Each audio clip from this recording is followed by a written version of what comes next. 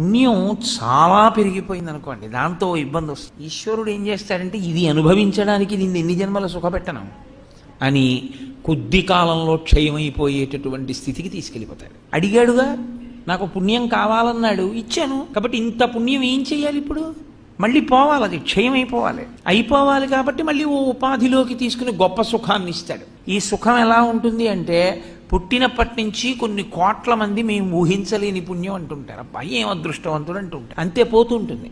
ఒక రాజుగారికి కొడుకుగా పుట్టాడు, అబ్బా యువరాజు గారండి, పోయిందంతే. ఇంతకు ముందు చేసిన గొప్ప పుణ్యం ఏదో కొట్టేస్తాడు. రాచప్రాసాదంలో రాచబిడ్డ అందరూ తిననిది అరుదైనది తింటాడు, పోయిందంతే. ఎవరూ పడుకోని హంసతూలికా తల్పం మీద పడుకుంటాడు, పోయిందంతే. గత జన్మలో చేసిన పుణ్యం. ఇంత పుణ్యాన్ని పోగొట్టాలి అంటే అంత గొప్ప స్థితికి తీసుకెళ్లి కూర్చోబెట్టాలి. ఏమైంది? ఇంత కష్టపడింది అనుభవంలో నశించిపో